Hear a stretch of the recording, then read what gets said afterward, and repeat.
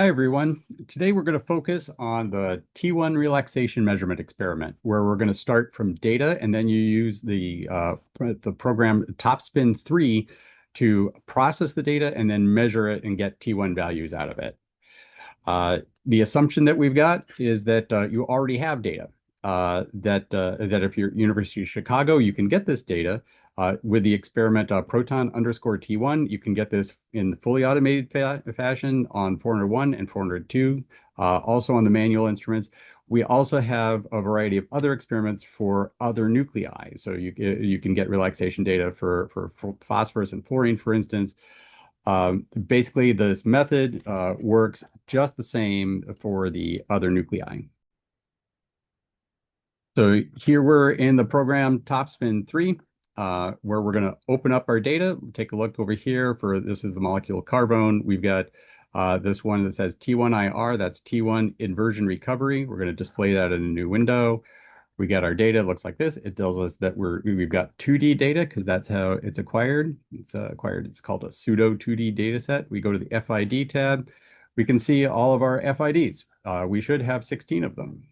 You can check that out on the x-axis. You can count them manually. And basically, this is what a normal T1 data set looks like. The FIDs start out big, they kind of go through a null, and then they end up big too. If you go to the acquisition parameters, you can see that F1, if you go under F1 and TD, you see that we have 16 as the size of our FID in F1. That means that corresponds to the number of FIDs here. If you have a mismatch, you've got a problem. But remember that number is 16 because it'll come up later. First thing we've got to do after opening it up is we've got to process spectrum. So we're going to go up to process spectrum under the process tab, and we're going to go to processing only the F2 axis. So we're going to do that Fourier transform, but only in the first dimension, the F2 dimension. And that way we get this 2D display that has basically our 1D spectra kind of stacked up along the y-axis. You can see that here. Practice scrolling up and down. This is basically what your data set's gonna look like. In this color scheme, purple here is positive and gold is negative. And we see we have a couple of problems. First of all, the data are mostly positive to begin with, and then they become negative as we go up in D7 value. It should actually be the opposite. We should be starting with negative values down here for short D7 values and end up as positive. The other is that if you take a look at any of these spectra, you can see that they're kind of one color on one side and the other color on the other side. That basically means that we need to do phasing. We need to apply phase correction and flip these spectra on the bottom.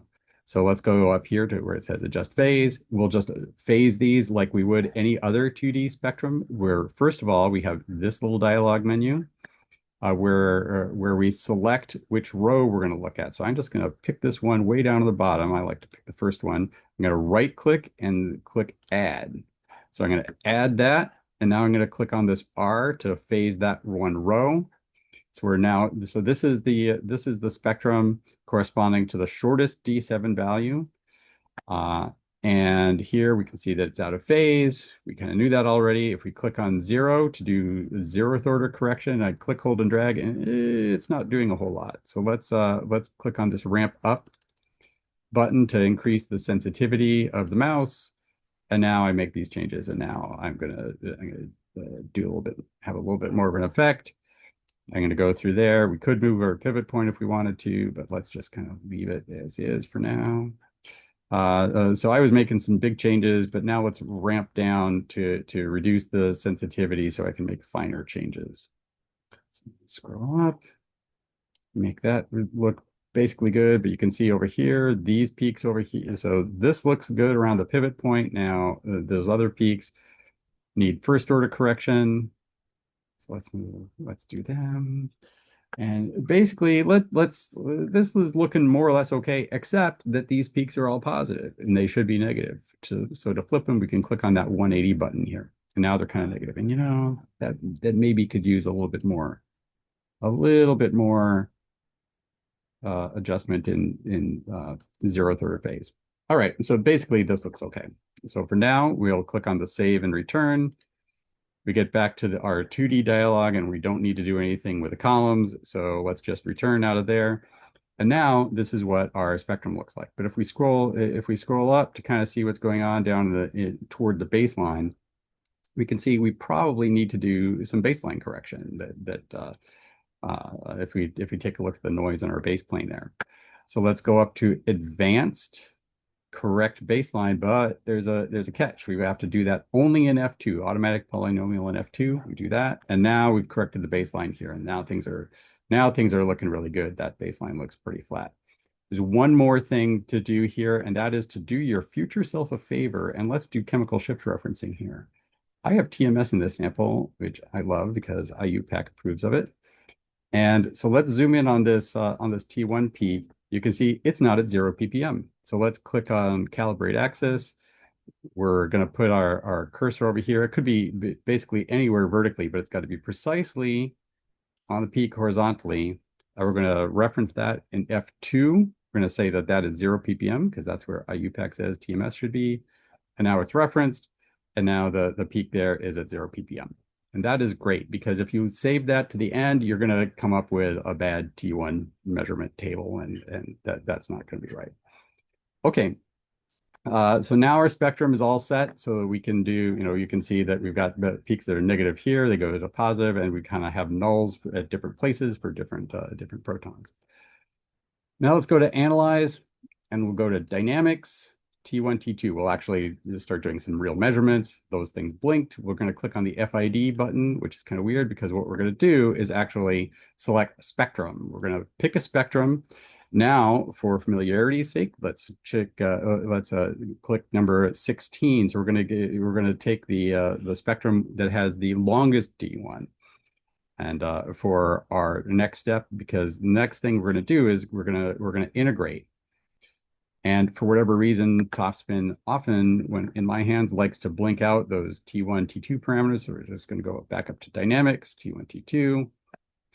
And now we're going to go to peaks and ranges, and we're going to do manual integration. This is where we get our intensity data or area data that'll form the basis of our T1 relaxation measurement. So here we're going to integrate. So this is normal integration routine. Let's zoom in on a couple of these peaks and we'll integrate. I particularly like to integrate the chloroform peak because that was going to have a very long T1 relaxation time, and we kind of know that. So it's kind of a reality check. At this point, I'm going to pause the recording so that so you don't have to deal with the tedious integrations. Okay, so now we've skipped ahead to where we've done almost all the integrations, but I want to show you this one thing. See how we've got these peaks here that are pretty overlapped?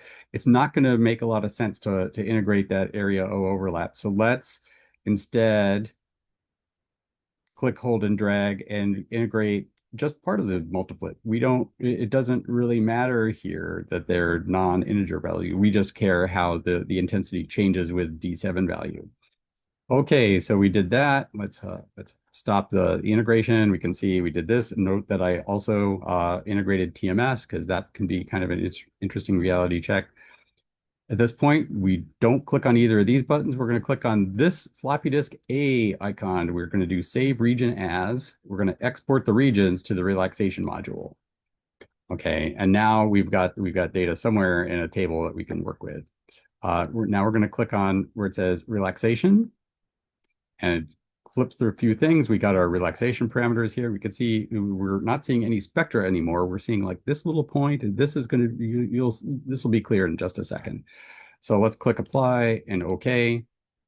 And now now the display changes, and lo, we see a bunch of points here of intensity versus time. And this is the D7 time. Here it's going out to 10 seconds.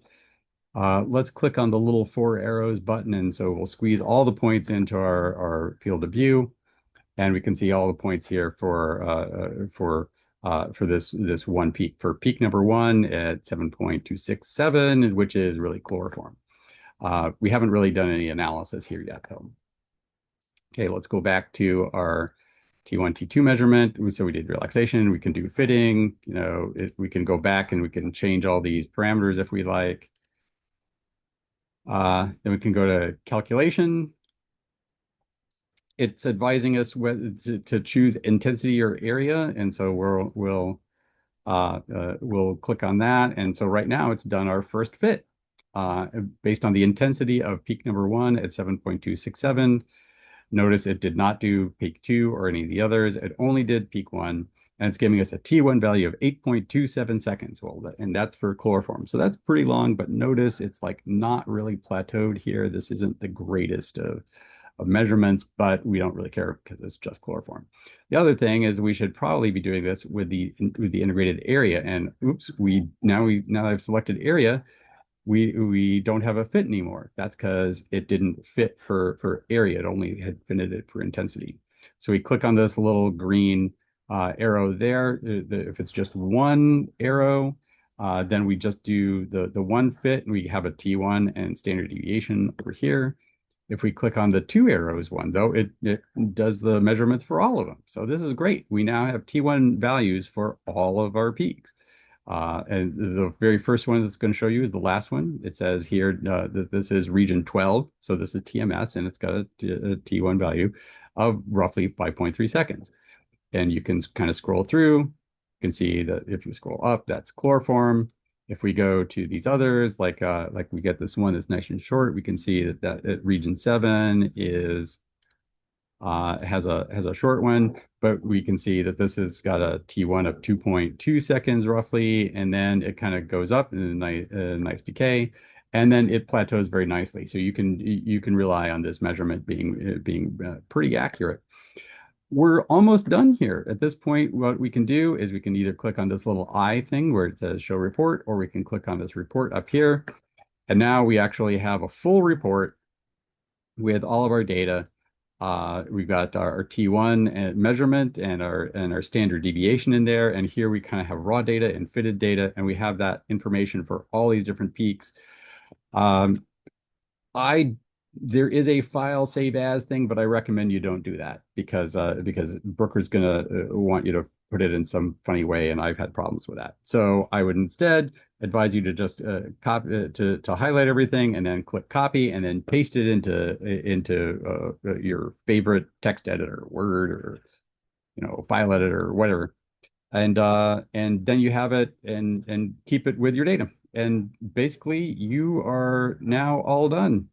You've got a bunch of T1 values, and thanks for your attention.